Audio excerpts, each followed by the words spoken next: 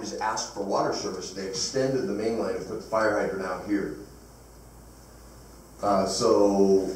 Because there was a requirement that they put in service connections and put them on the property line, and so this just helped us be able to confirm that that's what took place.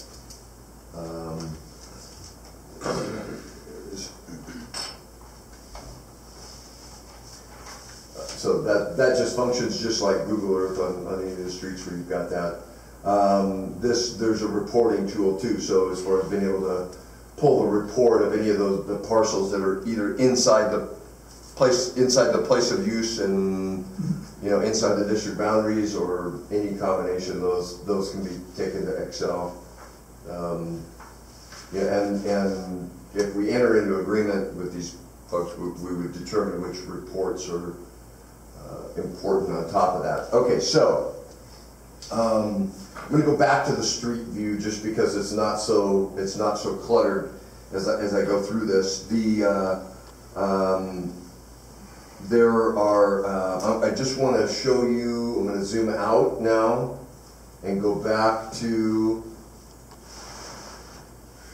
the bigger view. I'm going to take the water lines off. We don't need those right now. But I do want you to see in this area, we've got an interesting piece of property. Hang on a second, it's actually not that one. It is, I'm going to go back to that report of this, because it is in that report. It is that one. Okay, so when you look, that is a property that is half in and half out again. You remember we went through that scenario on the other side. The district boundaries are here, the place of use is here. So it is really a property that is outside the boundaries, but is provided water service. And when you look at the satellite and clear that puppy out of there and zoom in, you can see that's where the house is, obviously, is right here. Again, it's green because it's on our report. But this is the only place where there's any water consumption, is right adjacent to the highway there. So, and this is just, maybe there's a nice big landfill back there, but all that drops off real hard. It just drops off toward, towards Piney Creek. Anyway, that was just an interesting thing to be able to see, so that a decision could be made that in reality that's going to be something that we'll address with the state. Is that what is their opinion on that? It's being provided water service, it's outside the boundaries, but it's inside the place of use. Is that an eligible use or is it not? So those kind of things still have to be resolved. We've got here, this is one that's within the district boundaries, and we've had a number of calls recently on a property that's for sale that is on, where's I guess I need to zoom in for the school. I'll just try to go around a little bit. Up here at the school, I'm going to make you dizzy now. School will be at the bottom of, go to your left, Pete. Yeah. School's going to be at the bottom of the... Yeah, right, go left. Oh, which there we are. high school? Oh. High school or grade school? There's a vacant lot that's just right next to the high school that's for sale. Is that right? And it's in the district boundaries and outside the place of use. Those are the ones I was just speaking about this morning. Was that one of those in that little... It's, but there's been a couple of different calls on it from the property owner and from other agents and different things, but this was really easy to see. It's really clear what's going on here. Why it's that way, I don't know. and probably never will be able to answer that. Doesn't really matter a whole lot, other than now we know what it is.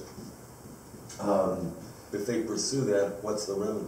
That have to be able to, right now there's no remedy because we've got a prohibition on it. So if somebody comes to me, I have to say that I can't do anything. I mean, it can go separately, a request can go separately to the board. The prohibition stands here, and then you consider a request, but that's, it would have to be a separate decision of the board. I don't have any authority to say yes on any of that. So, let me just check my notes so I can keep going through in order. I'm going to go, this is a really interesting, this is a really interesting area right over here. Why the elementary school, which is here, and they own some property right there. These two, I believe, are also, well, one of them is the school district. Why that property is included in the place of use, or in the outside place of use report. Okay, remember, any parcel that's in green here is being reported to the state outside place of use. That's a big consumer of water right there. So we show it, the school, the elementary school is outside place of use. Yes, you do. And theoretically, it's inside the district The boundary, district, inside yeah. the housing tract development, or whatever you're calling it. It's inside the place of use. It's eligible for MID water. You can, yeah. When you look at the paper map, and there's no real way to zoom in to the parcel level. All you can do is you can do an overlay. You can look through it. You can set it next to each other. You can try to follow those lines, but these have caused the district trouble. This right here. Forever, because you've also got the county line that weaves in here and doesn't follow property lines. So That is the county line.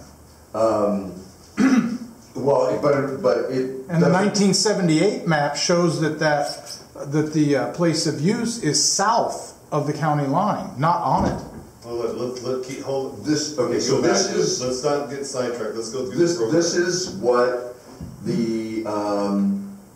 This is what came from the files of MID as the place of use, and there's no, none of these properties in this area. If this was on Hidalgo and everything on this side was outside the place of use, those should all be on the report, but they're not.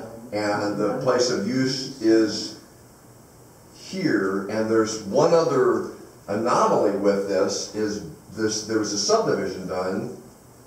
Yeah, Nichols. On this property. I mean, I would have to select them both, but this property and this property, both owned by Nichols, that was reported during the process of when he applied for that subdivision that it was outside the place of use. And so it was never, a commitment for water service was never given to either of those properties in that subdivision. Yeah. And so it's inside the place of use, but there's no way, I looked at the files, there's no way that you would be able to tell where that boundary falls based on that map that's provided. You have to have it at the parcel level and zoomed in to be able to see them. So I'm not faulting anybody about it. I'm just saying it's caused us grief. It was legal expense, it was engineering expense, it was a lot of district time going through that. But is not the POU on the county line right there? So this then is also, there's another piece of property, the AT&T, that's being reported as outside the place of use. Yeah. That is within the place of use. It's wrong. So and then this used to be one large parcel and was split. There have been requests for service on some of these parcels, but we haven't been able to accommodate those because they're outside the place of use. So that's just another interesting area, because in reality, as it relates to the state's notice of violation, when you pull the elementary school's consumption figures out of that calculation, it changes whether we violate it or not. And there are actually, when you go up here also to Assassina, I'm sorry, this is a slow way to get there, but I passed it. This right here, I'm going to zoom in there. This was also a confusing area of the map because of that jog where it goes, the district boundaries jogs outside the place of use. And we've documented those properties as all outside the place of use when in reality one of the four is. So I zoomed in, I used the wonderful little hybrid map, and I zoomed in to see what houses are there, trying to figure out if we provided service to any other properties. I'm going to take that selection tool off and just use this. You know, you've got on our report, we've got this parcel and this parcel and this parcel that we all show as being outside the place of use. So their consumption has been included in that report as well. And so that's another place that we've got to clear that up, get the state's buy-in on that, and then recalculate the numbers. It doesn't do me much good to recalculate the numbers until we have an agreement on this, that and that occurs with the MID and with the state. So those properties, that's, you know, you've got Lawson's rental and then their home. So just kind of another anomaly, but easy to be able to spot, to be able to figure out where these things are. So the only one other thing that I wanted to be able to show related to this, so I don't have to come back to here as frequently, would be, for example, where we had we were down there with the school one more time. I'm going to bounce down there. If we had I'm going to drop the water mains back in there. For example, if we had somebody come in and say, hey, I want to connect this property, and let's just say it's, you know, they want to do a development breaking this property that's inside the place of use into multiple parcels or whatever, and our requirement was that they had to extend the water main from one side to the other, you know, relatively easily. I can, oh, I'm sorry. It's here and here, like that. And, you know, so it's like Google Earth, where you can get a dimension at any particular location. Not that that's that exciting, but Mr. Tampa, that blue line does not comport with the 1978 revised MID map that shows that the POU is south, definitely south of the county line. That shows it as being on the county line. So that, and also if you look at where that's located, it would stand to reason that the properties to the south of Hidalgo would be within side because they're part of the subdivision, and north was not. In the same way as you showed that other property where they want to build a subdivision, that property was specifically excluded from the subdivision and has never paid availability fees. It doesn't belong to the association. They reverted to land like Kassenbaum Flats. So that's been the hang up there, and even MID years ago agreed it was, some were inside and some were out. But that blue line is incorrect according to the 1978 MID map showing Sierra Highlands Water Company's service area. so this is the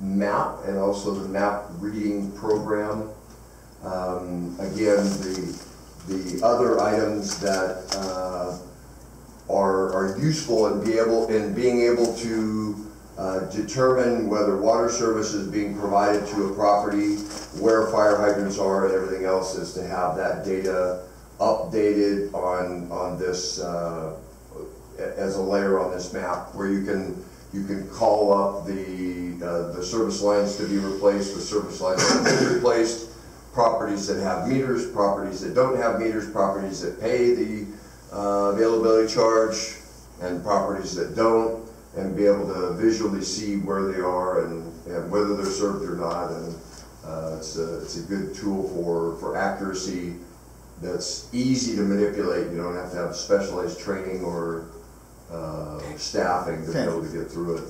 So, Is that you weed eating out there? okay, so I can either do we can either go back to the agenda items from here, in case there are questions that we got to deal with. Okay. Or I can go back over there. You tell me. Well, let's go with the notice of violation. Let's just, you want your agenda? You want a copy of your agenda, so your report?